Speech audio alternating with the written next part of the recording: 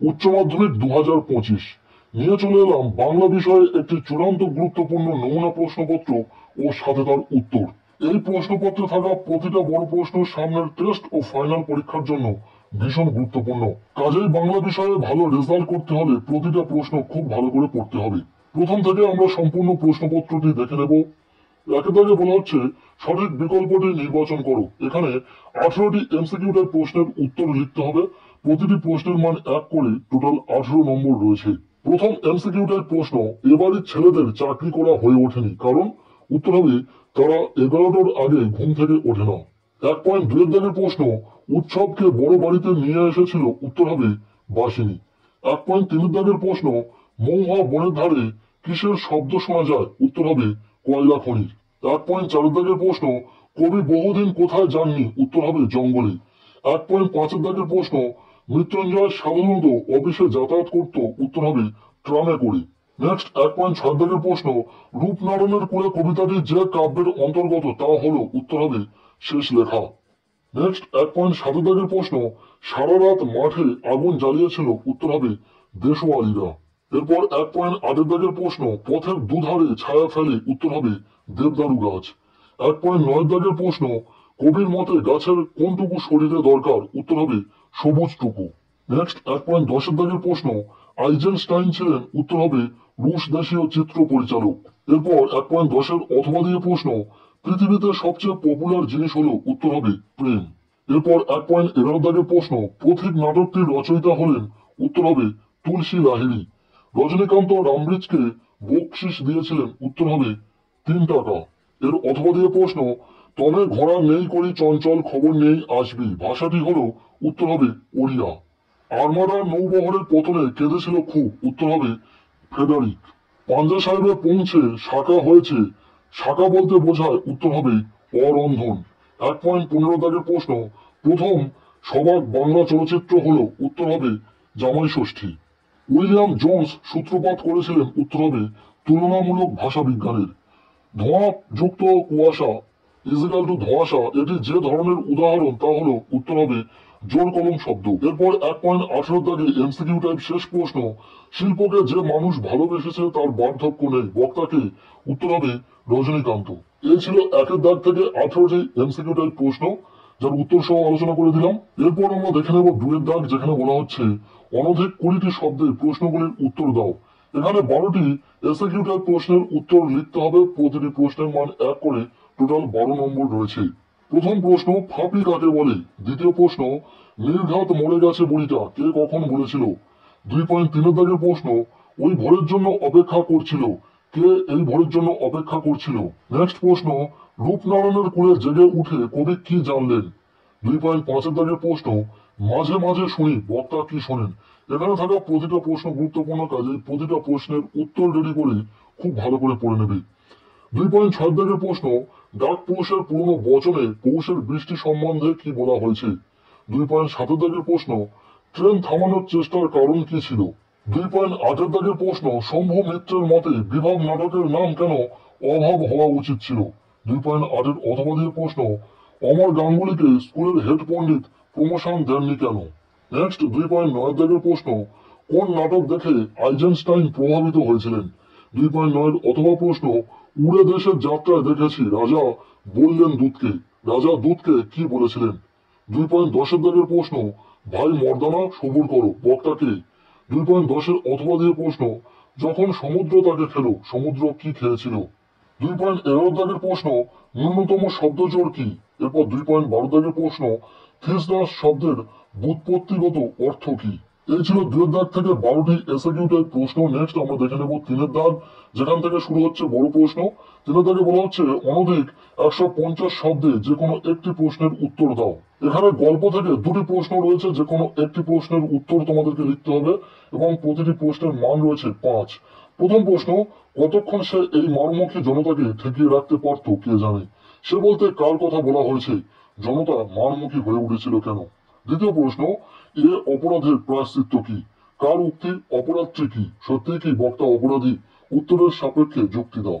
গল্প থেকে এই 2টি প্রশ্ন ভীষণ ইম্পর্টেন্ট রয়েছে, খুব ভালো করে পড়বে। নেক্সট আমরা দেখবো 4 প্রশ্ন, অনধিক 150 শব্দে যে কোনো একটি প্রশ্নের উত্তর দাও। এখানে কবিতা থেকে দুটি প্রশ্ন রয়েছে, যে কোনো একটি প্রশ্নের উত্তর তোমাদেরকে লিখতে হবে এবং প্রশ্নের মান রয়েছে 5। প্রথম প্রশ্ন, জানিলাম এ জগৎ স্বপ্ন নয়, রূপনারায়ণের কুলে কবিতা অবলম্বনে কবির এই ভাবনার তাৎপর্য লেখো। এরপর দ্বিতীয় প্রশ্ন, কেন ভালোবাসা, কেন বা সমাজ, কিসের মূল্যবোধ, কবির এরূপ উক্তির তাৎপর্য বিশ্লেষণ করো। কবিতা থেকে এই দুটি প্রশ্ন অত্যন্ত গুরুত্ব সহকারে পড়ে রাখবে। নেক্সট আমরা দেখে নেবো 5-এর দাগ, যেখানে বলা হচ্ছে অনধিক 150 শব্দে যে কোনো একটি প্রশ্নের উত্তর দাও। এখানে প্রশ্ন সংখ্যা রয়েছে দুটি।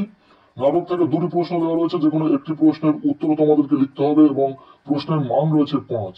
প্রথম প্রশ্ন, এই ঘরের মধ্যে জীবনকে উপলব্ধি করা যাবে না, জীবনকে উপলব্ধি করার জন্য বক্তা কি করেছিলেন।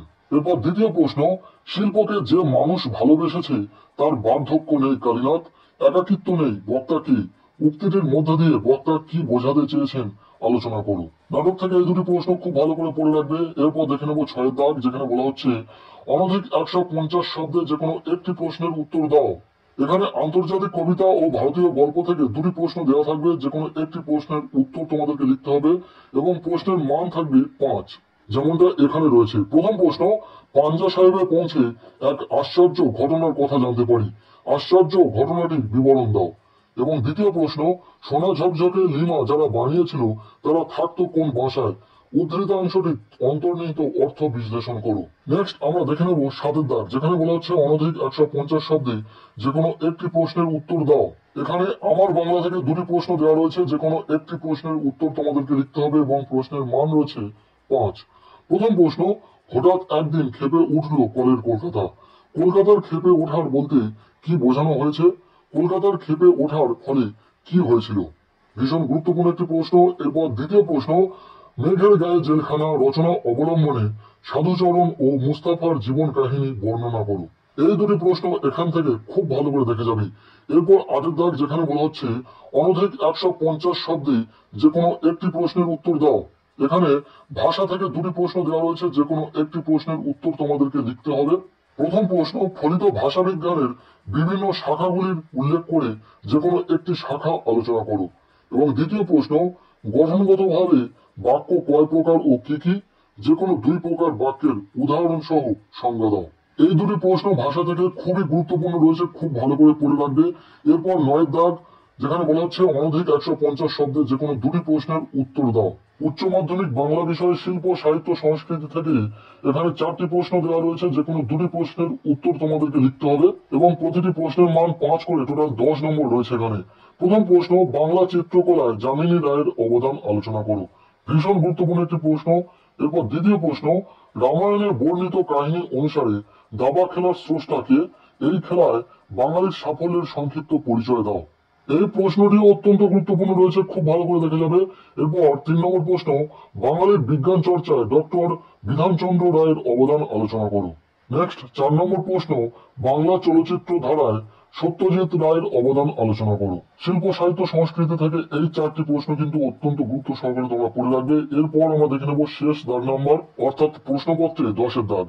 বলা হচ্ছে নিম্নলিখিত যে কোনো একটি বিষয় নির্বাচন করে নির্দেশ অনুসারে কম বেশি 400 শব্দের মধ্যে একটি প্রবন্ধ রচনা করো।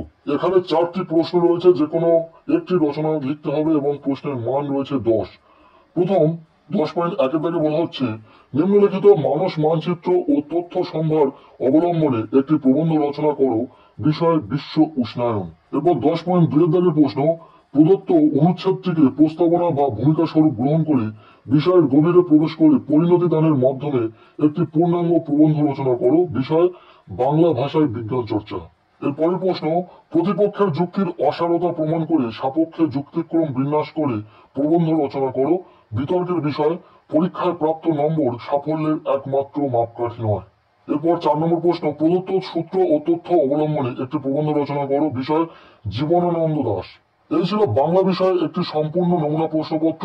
প্রশ্নপত্রে থাকা প্রতিটা বড় প্রশ্ন খুবই গুরুত্বপূর্ণ, কাজেই প্রতিটা বড় প্রশ্ন খুব ভালো করে পড়ে রাখবে। আজকের এই ভিডিওটি এতটুকুই। কেমন লাগলো ভিডিওটি কমেন্টের মাধ্যমে জানাও। ভিডিওটি ভালো লেগে থাকলে লাইক করো। আমাদের এই চ্যানেলে নতুন হয়ে থাকলে অবশ্যই চ্যানেলটিকে সাবস্ক্রাইব করে রাখো এবং পারলে ভিডিওটি বন্ধুদের সাথে প্রচুর শেয়ার করে দাও।